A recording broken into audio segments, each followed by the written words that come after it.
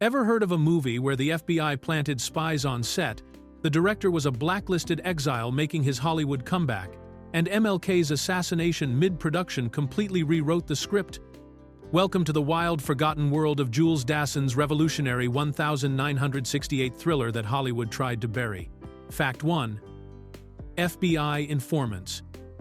Spied on set daily. Imagine showing up to work on a movie set, not knowing that some of your co-workers are secretly reporting everything you do to the FBI. That's exactly what happened during the making of Uptight in 1968. When the Federal Bureau of Investigation ran one of the most extensive surveillance operations ever conducted on a Hollywood production. The monitoring started before cameras even began rolling. In May of 1968, employees at Paramount Pictures contacted the FBI to alert them about the film's subject matter, which centered on black revolutionaries in the aftermath of Martin Luther King Jr.'s assassination. The Bureau immediately flagged the production as potentially subversive and dangerous, and J. Edgar Hoover himself took a personal interest in tracking what was happening on set. Throughout the entire production in Cleveland, Ohio, FBI agents didn't just watch from a distance. They actively recruited crew members and studio workers to act as informants, turning the film set into what amounted to an undercover operation. These informants provided regular, detailed reports about the cast, crew, dialogue, and scenes being filmed, sending everything directly to the FBI's Cleveland office, which then forwarded the information straight to Director Hoover in Washington. According to a 1969 Variety report, the surveillance continued right up until the eve of the film's premiere in December of 1968. The FBI monitored not just the content being filmed, but also the political affiliations and activities of everyone involved in the production. This level of scrutiny was particularly ironic given that director Jules Dassin had already been blacklisted and driven out of Hollywood in the early 1950s for his alleged communist connections, making this surveillance feel like a continuation of the persecution that had exiled him in the first place. Fact 2.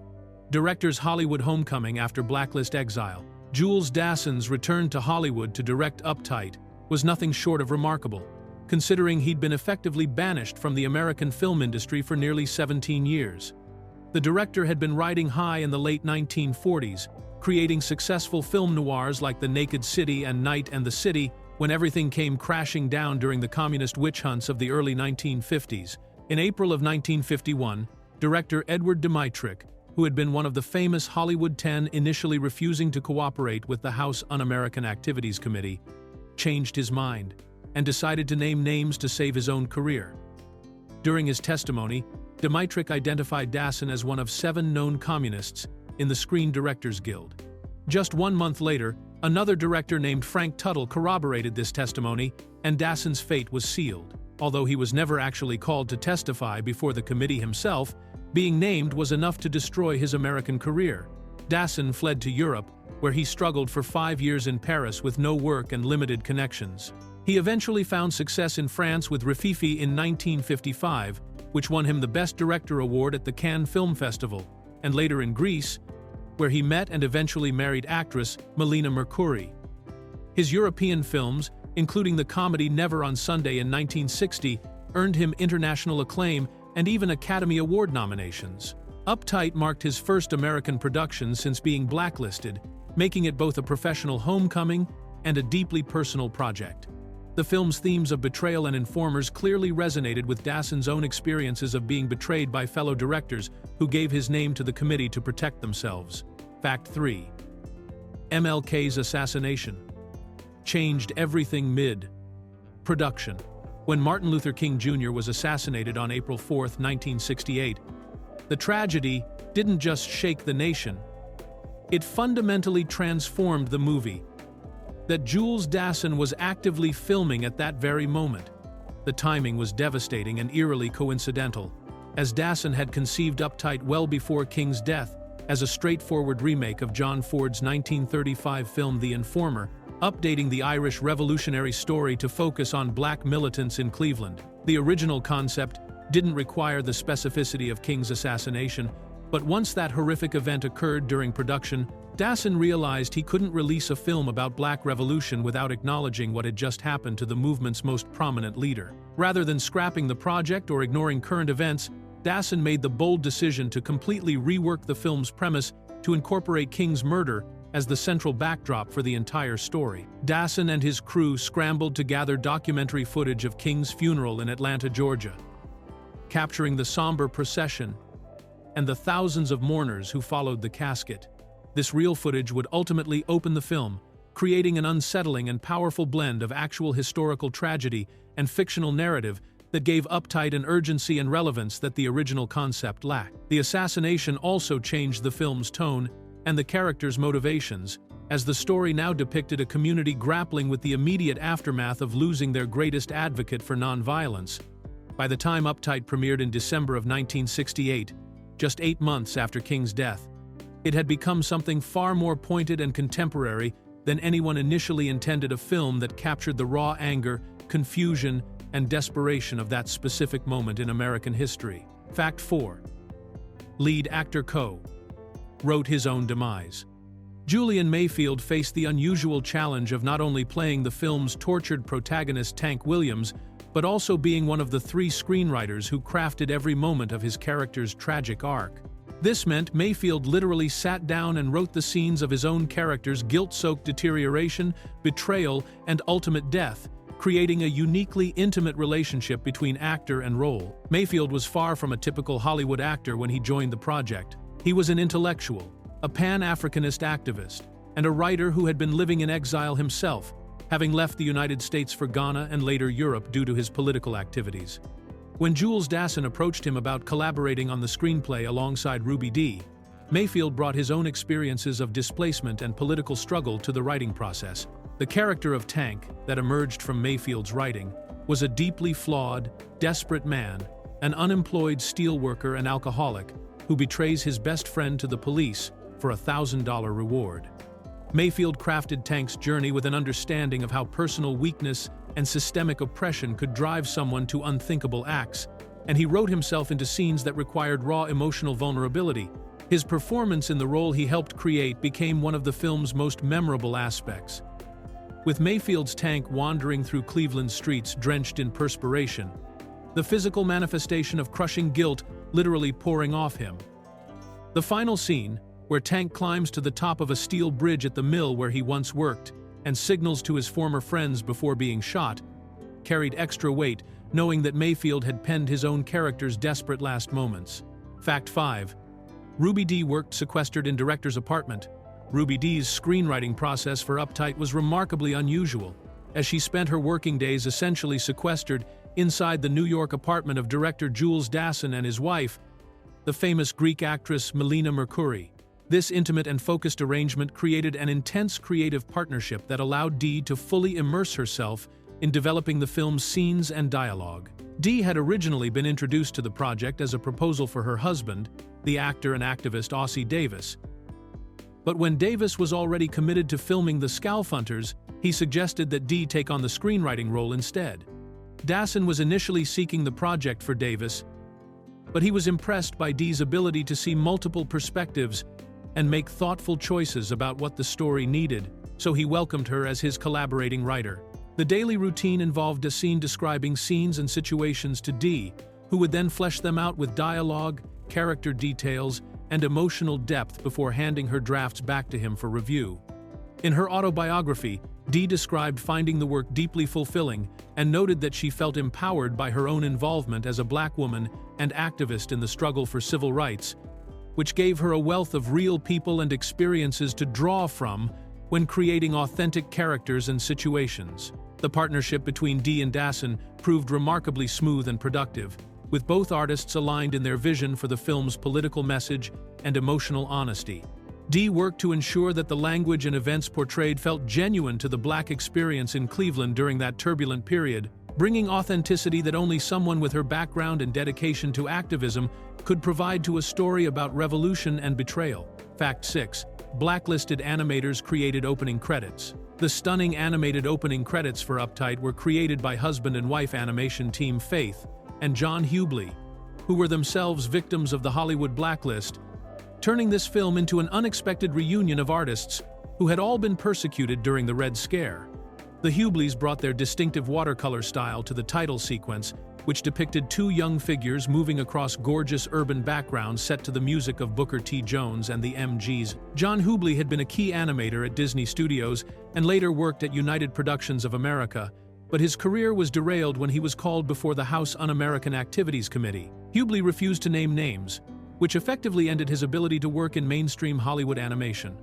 He and Faith moved to New York, where they established their own independent animation studio and created experimental short films that earned them Academy Awards and international acclaim, far from the Hollywood system that had rejected them. The choice to hire the Hubleys for Uptight's opening sequence was more than just an artistic decision. It represented a conscious effort by Jules Dassin to work with fellow artists who understood the cost of standing up for their principles. Like Dassin, the Hubleys had sacrificed their mainstream careers rather than cooperate with the witch hunts, and their involvement in the film added another layer of political significance to a project already heavy with themes of betrayal and loyalty. Years later, the Hubleys' son Ray recalled playing in a Long Island parking lot while his father filmed him and his brother with a 16mm camera, footage that became the basis for the animated figures scrambling across the opening credits, adding a personal family touch to this politically charged collaboration. Fact 7.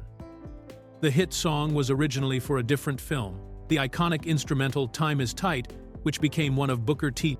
and the MG's biggest hits and defined the entire sound of Uptight, was actually created for a completely different movie that the band walked away from over a business dispute.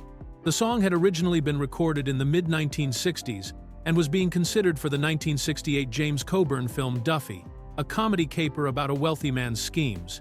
When the film producers approached Booker T and the MGs about using the track, everything seemed promising until the business terms were revealed. The producers informed the band that they would need to surrender their publishing rights to the song in order for it to be included in the movie, explaining that this was standard practice in the film industry. Publishing rights meant ownership of the actual composition, which would generate royalties every time the song was played, covered, or used in the future, essentially giving up a significant portion of their long-term earnings from the track. The band members, who had already experienced the music business long enough to understand the value of owning their own work, refused the deal outright. Guitarist Steve Cropper later recalled their response was essentially that they would not give up ownership of their music regardless of industry customs. The producers had no hard feelings, but the track never appeared in Duffy. Fortunately, Jules Dassin's production team for Uptight approached them with better terms, and Time Is Tight found its proper home in the Cleveland set drama. The song went on to peak at number 6 on the pop charts and number 7 on the R&B charts in 1969, becoming the second biggest hit of the group's career and vindicating their decision to hold on to their publishing rights. Fact 8. They avoided naming song after the movie. When it came time to name the instrumental track that would define the Uptight soundtrack, Booker T. and the MGs faced an unusual problem. The most obvious title was already taken by one of the biggest hits in recent memory. Just 3 years earlier, in 1965, Stevie Wonder had released Uptight, Everything's All Right, which became a massive crossover hit that spent 5 weeks at number 1 on the R&B charts and reached number 3 on the pop charts.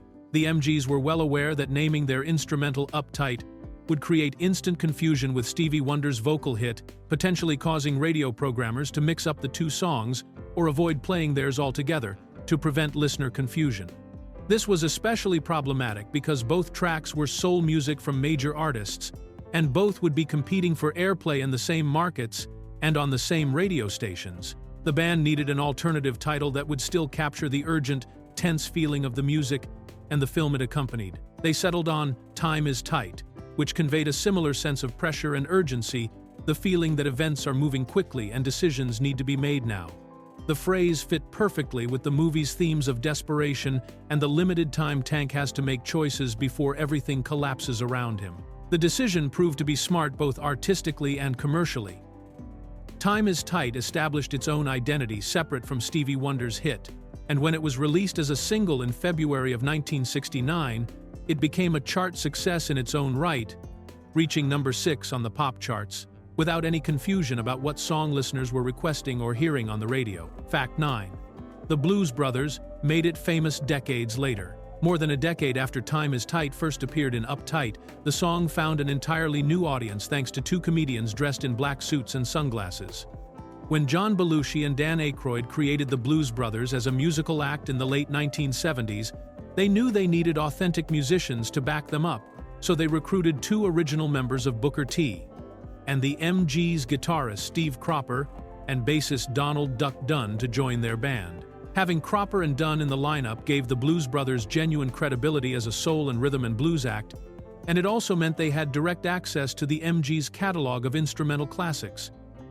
The band began using Time Is Tight as part of their live show introduction, creating an energetic, amped-up version that would get audiences excited before Belushi and Aykroyd took the stage as their characters, Jake and Elwood Blues. The Blues Brothers didn't use Time Is Tight by itself, but instead mashed it together with Otis Redding's I Can't Turn You Loose, creating a high-energy medley where the rhythm section would play the groove of Time Is Tight while the horns blasted out the riffs from the Redding song.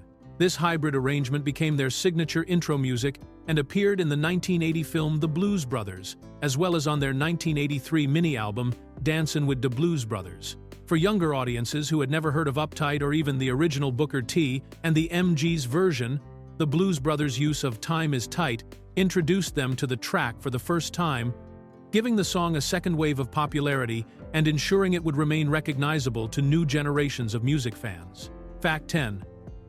Paramount employees tipped off the FBI. The FBI's surveillance of Uptight didn't begin with agents stumbling across the production by accident. It started because people working at Paramount Pictures itself were so alarmed by the film's content that they voluntarily contacted federal authorities. In May of 1968, just as production was getting underway, employees at the studio reached out to the FBI to alert them that Paramount was financing a movie about black revolutionaries that they believed posed a threat or required government attention. This internal reporting reveals just how controversial the film's subject matter was considered, even within the studio that was paying to make it. The employees who contacted the FBI apparently felt that the story of armed black militants preparing for violent conflict in the aftermath of Martin Luther King Jr.'s assassination was dangerous enough to warrant federal investigation.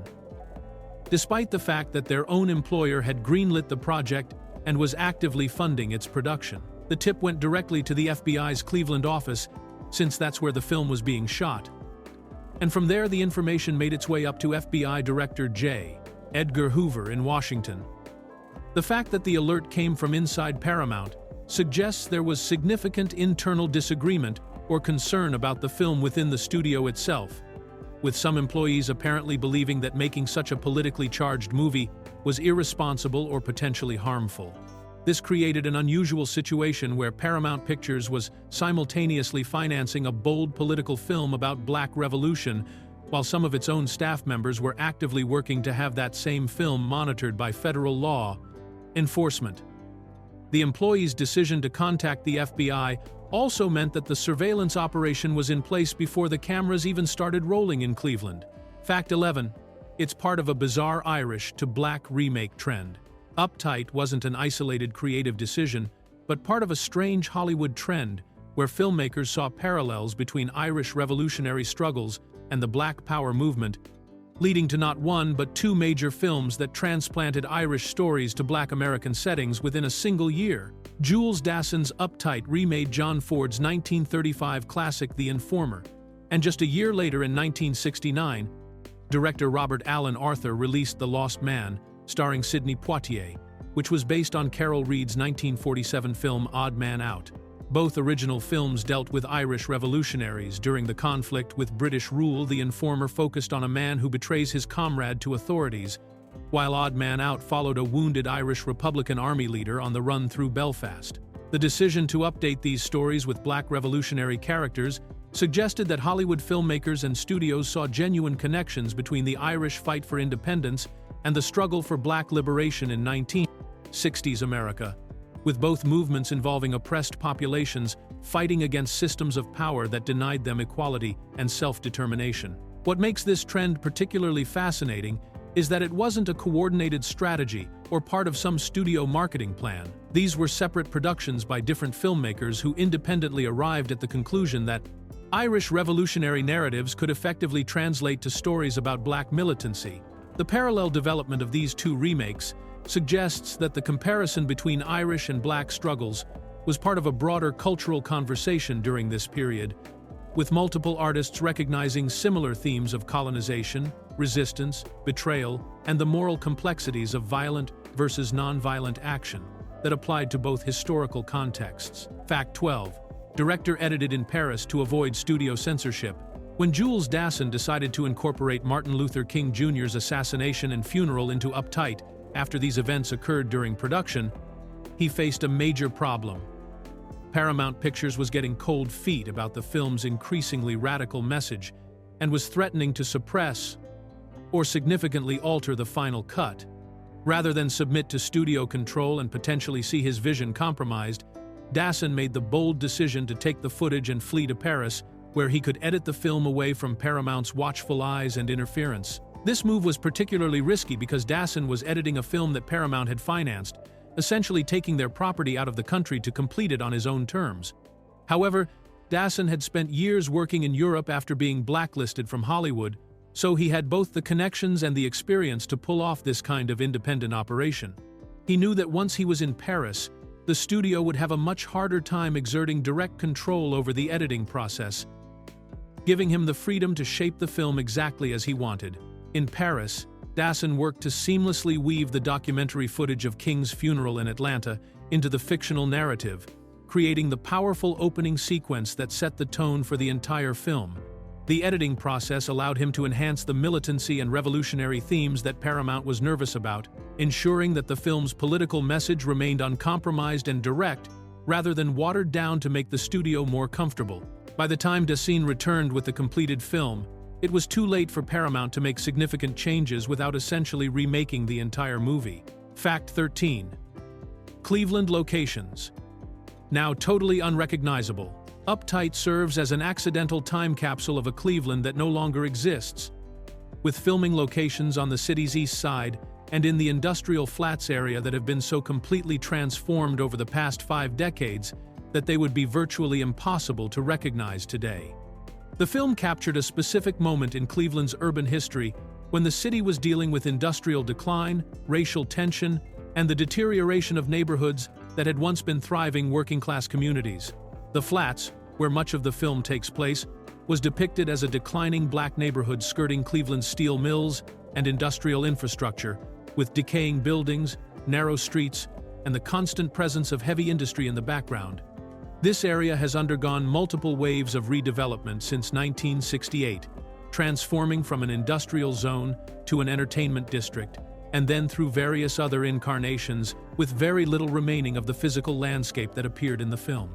Similarly, the East Side neighborhoods where Dassin shot many of the film's street scenes and tenement sequences have experienced decades of urban renewal, demolition, gentrification, and population shifts that have completely altered the visual character of these areas.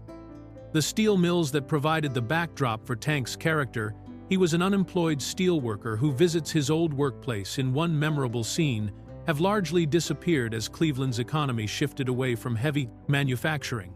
When the film was screened at Cleveland's Glenville Library for its 50th anniversary in 2018, local historians noted that attendees would struggle to identify specific locations because the urban geography had changed so dramatically, making Uptight an invaluable historical document of what Cleveland looked like during one of the most turbulent periods in the city's history. Fact 14. The film opened with real funeral footage. Uptight makes one of the most striking and unconventional opening choices in cinema history by beginning not with its fictional story, but with real documentary footage from Martin Luther King Jr.'s funeral in Atlanta, Georgia, immediately grounding the entire film in actual historical tragedy before a single actor appears on screen. This decision created a jarring and powerful blend of documentary and fiction that forced audiences to confront the real-world context of everything they were about to watch. The footage shows the somber funeral procession with King's casket being followed by thousands of mourners through the streets of Atlanta, capturing the genuine grief and shock that swept through the black community and the entire nation in the days following his assassination on April 4, 1968. By opening with this real imagery rather than with credits or an establishing shot of Cleveland, Dassin eliminated any distance between the historical moment and his fictional narrative, making it clear that the story of Tank and the other characters existed in the immediate aftermath of this devastating loss. This choice was particularly bold because it meant that audiences walking into the theater expecting a conventional drama were instead confronted with raw documentary footage of a funeral that had occurred just months earlier, when the wounds were still fresh and the nation was still reeling from King's death. The transition from the real funeral footage to the fictional story happening in Cleveland created an unsettling effect where viewers couldn't quite separate what was real from what was dramatized, intensifying the emotional impact of the film's exploration of how King's murder pushed some in the Black community toward more militant action. Fact 15. Starr played his role drenched in guilt, sweat. Julian Mayfield's performance as the guilt-ridden informer Tank Williams became legendary for one particularly visceral physical detail: the sheer amount of perspiration that poured off him throughout the film, creating a visual representation of psychological torment that critics couldn't help but notice and comment on. One reviewer specifically noted having rarely seen a sweatier face in cinema, as Mayfield's character literally dripped with the physical manifestation of his crushing guilt after betraying his best friend to the police. This wasn't subtle movie sweat carefully applied by makeup artists for a single dramatic scene. Mayfield's face glistened and streamed with perspiration through much of the film, particularly during key sequences like Johnny's wake, where Tank shows up knowing he's responsible for his friend's death. The sweat becomes almost a character in itself, making Tank's internal agony visible and impossible to hide, as beads of moisture roll down his face while he tries desperately to act normal around people who are beginning to suspect his betrayal. The most memorable sweaty sequence occurs during the wake scene, where Jules Dassin used low camera angles that made the other characters tower over Tank while his guilt-drenched face fills the frame. Critics described him as filling the tranquil space with totally unhinged paranoia, his perspiration making his fear and self-loathing impossible to conceal, even as he attempts to deflect suspicion onto someone else. Whether the extreme perspiration was a deliberate artistic choice, a result of the physical demands of the role, or simply how Mayfield's body responded to playing such an emotionally intense character, it became one of the film's most striking and unforgettable visual elements, turning guilt into something audiences could practically see pouring out of Tank's body.